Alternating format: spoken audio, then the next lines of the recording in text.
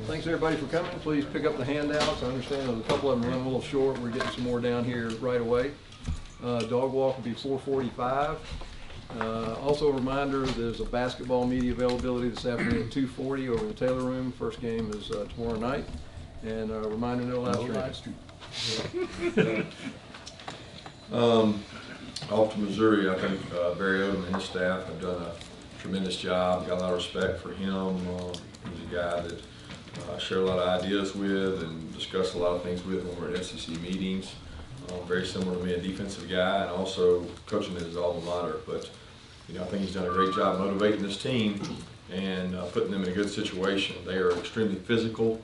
They are a tough matchup from their defensive perspective because they're so big and physical up front. You look at historically against us, they've done a really good job. They are top probably 15 in the country in almost every defensive category, and they do a good job of that. Their offense has been very explosive. They're tied for the most plays over 50 yards in our conference. And they've done a good job of that. They got a tight end that's tough to match up with and a quarterback that's played in a lot of big football games. So I've got a lot of respect for the staff, what they've done, and what their team's been able to do. And I know coming off an off week, they'll be ready and prepared. Kirby, Dan was lamenting after Saturday's game about only running 52 plays and having 24 minutes of possession time. I know coaches have different views on time of possession and the importance of it. Is that one of y'all's team goals? I know y'all have a bunch of objectives and is getting up into the mid-30s in time of possession. Is that a goal? And I guess as a follow-up, how much does that help you when you're winning that each week when you have a closing stretch like this with 5 Power 5 games with no open dates? Well, objective goals for our offense, one of them is to win time of possession. It's one of the 15, 20 things we list, and we hit some of those in the game. We didn't hit some of those time of possession. Winning that battle, our offense, they won that battle, and that was important to them. It's important in every game that you win the time of possession, but it can be misleading for explosive teams that are scoring all the time. But I'm really focused on Missouri and how we can kind of get ourselves in a position to play these guys. Coach, extremely motivated and physical is a recipe for disaster after what you're coming off emotionally. Is there any way to solve that besides talking about it? Just your actions speak louder than your words, and the actions you take towards practice and the actions you take towards preparation are all things that are in our control. I don't think talking about it does it.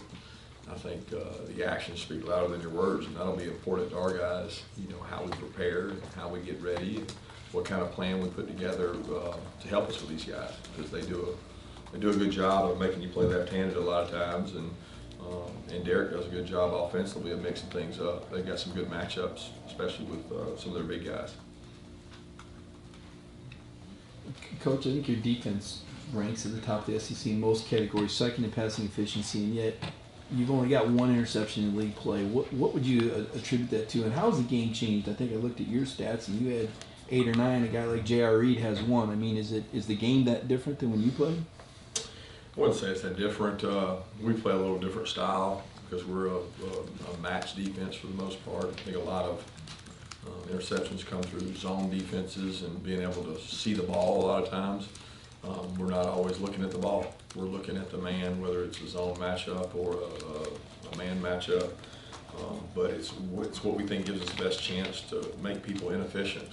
And it doesn't always promote a lot of interceptions. I mean, historically, we have not had a ton of interceptions. We got to do a better job getting turnovers. There's no doubt about that. That comes with forcing them, havoc, tipped balls, batted balls, strip outs, knocking the crap out of people, ripping the ball out. Those things all affect turnovers, but we've been short interceptions for sure. When you're inquiring about graduate transfers and guys who spend a lot of time with other programs and want to come play here, how much work or how important is that sort of mental aspect that they have and sort of their willingness to come and work right away just as important as targeting guys who fill a specific need for this team? I'm not sure I understand it. I mean, what are you asking? Just how sort of important, trying to understand, the mental capacity and how sort of the mental side to it is important to this film. Most of the time you know enough about those guys to know they've got the mental capacity. I mean, they've played in an offense or defense for a year. You usually have some kind of connection to them, because otherwise they probably wouldn't be considering you. It's not just completely out of the blue. You usually know something about them. You know a coach that used to coach them. You knew them out of high school through recruiting. But you have some connection and you feel comfortable that they're going to fit in your program. Otherwise, you don't bring them in. Well, following up on your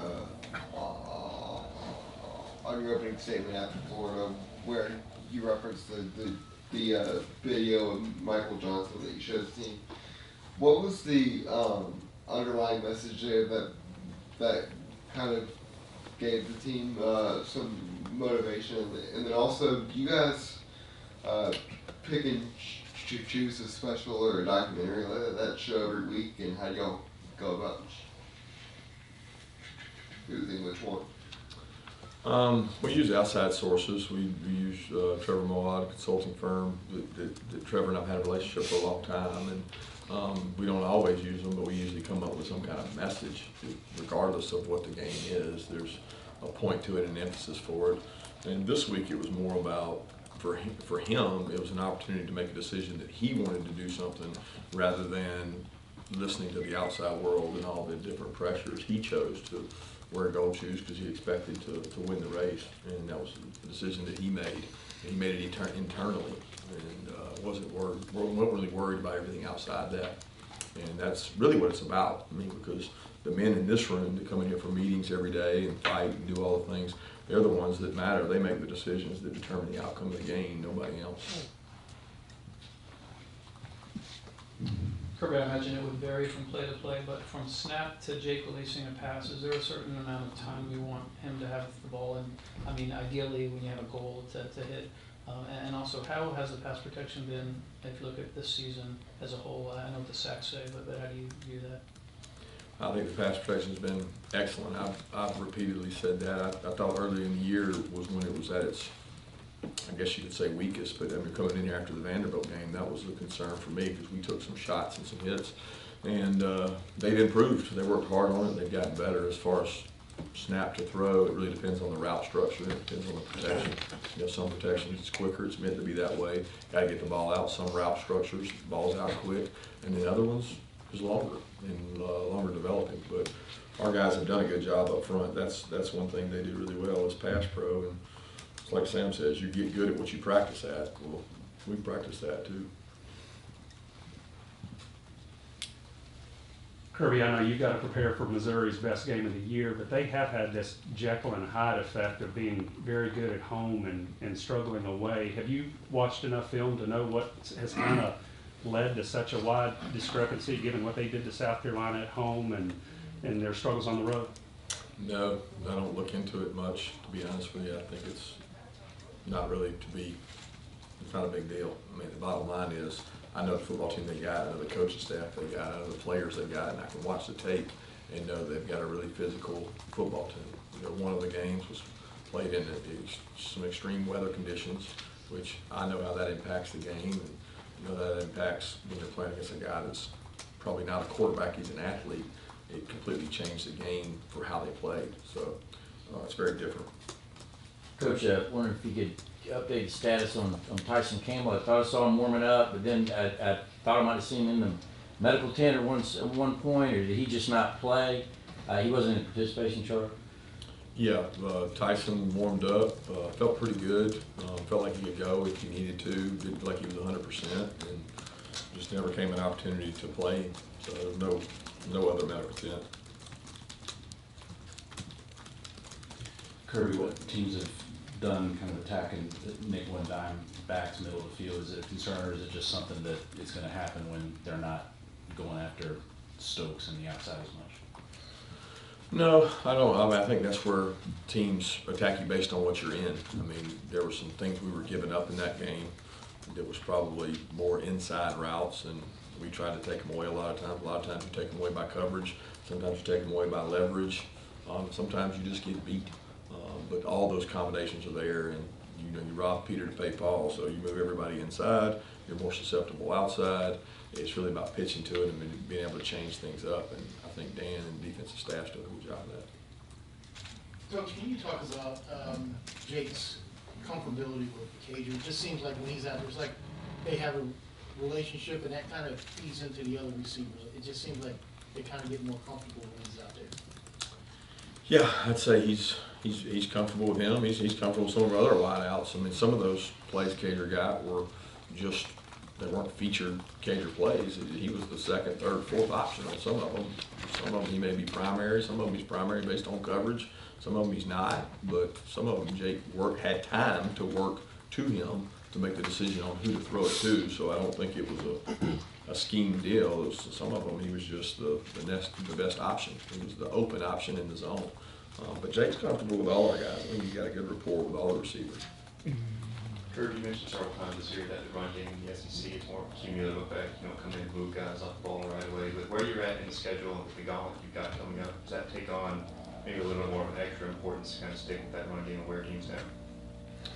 Well, I don't think you ever just stick with something to bang your head against the wall. I mean, if you're not successful doing it, you can't abandon it totally, but you got to do what works, and you got to have enough change-ups to keep them honest, and I think we always try to do that. I mean, of all the games, that was probably the toughest game throughout because there was never a large success, in the run game where it was like other games where you've been able to take over or third and fourth quarter really be able to power it through, and that was tough sled. Give Florida credit, they played really physical at the line of scrimmage. These guys will be the same way. They got a good defensive front.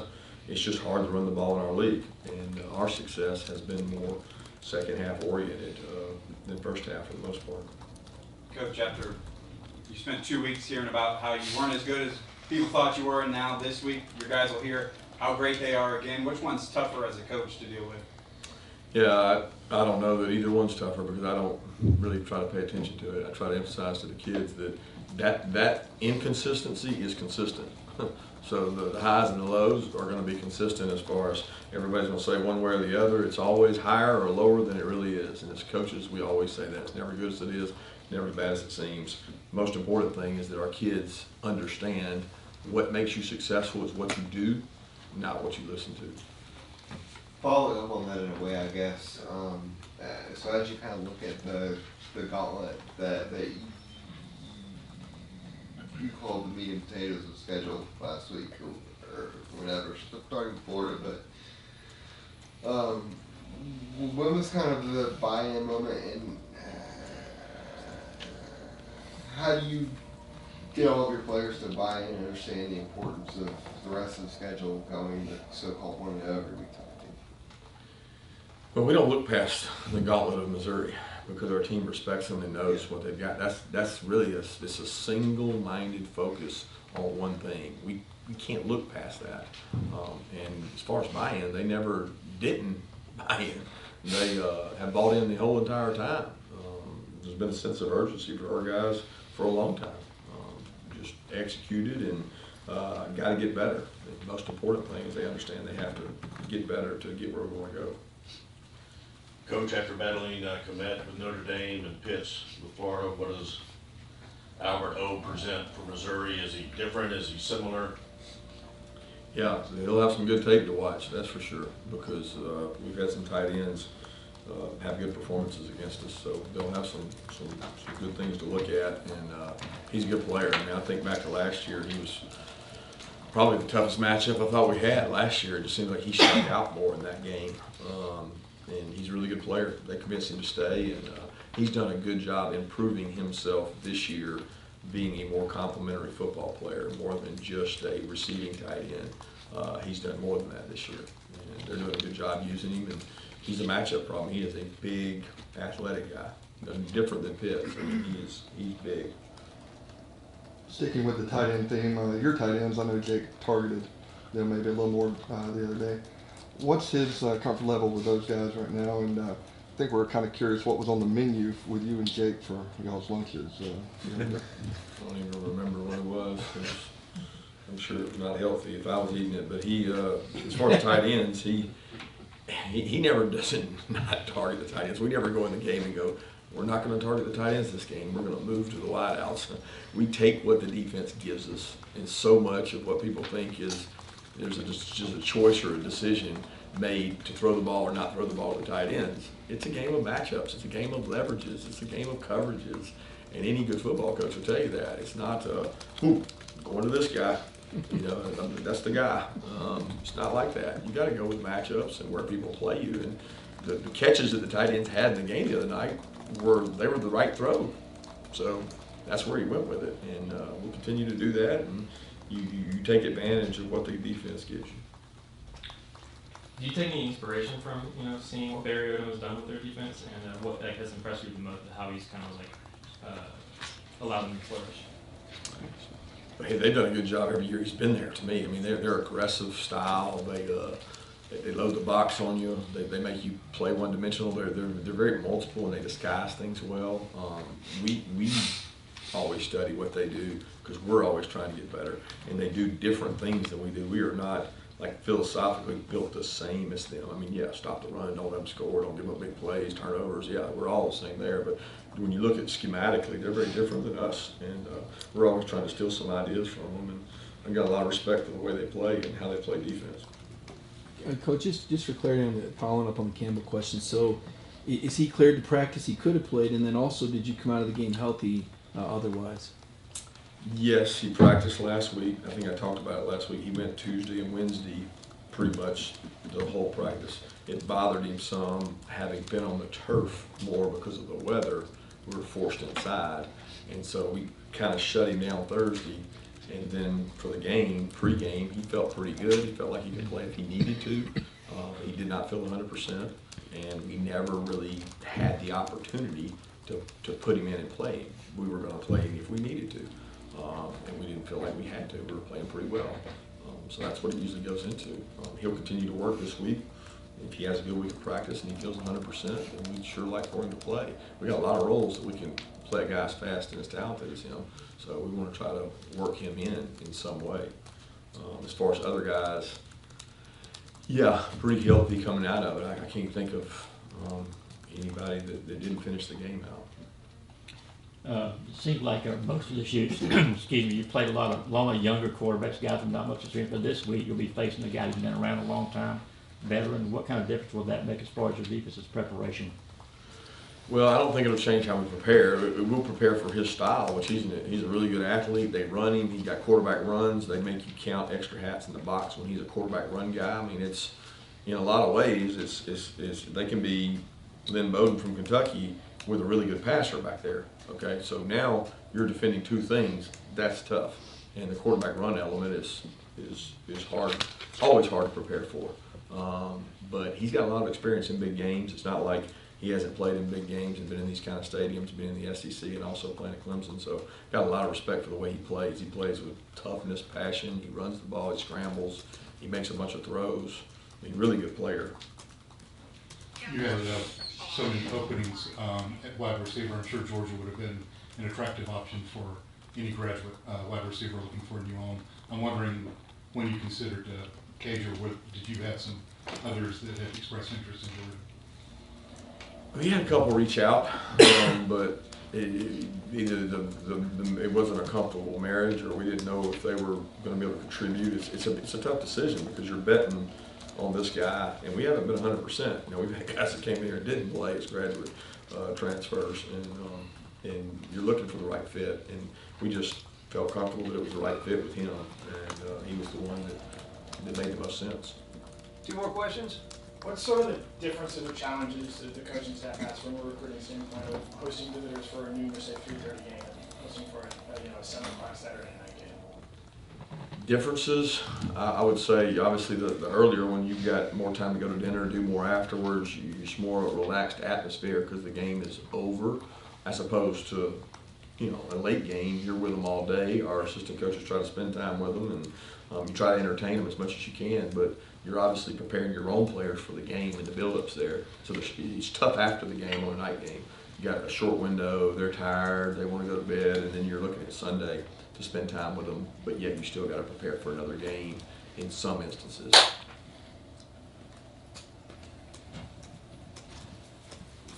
I guess this is another night game logistical question, but do you have a policy on how much TV your players are watching throughout the course of a day when there's a 7 o'clock kick, or do you view that as a distraction? Because obviously there's a big game in the West this week. Yeah, I don't know how I would monitor that. If you figure that out, let me know, because I'm not the TV police. We don't monitor that, and we have walkthroughs and try to prepare it mentally.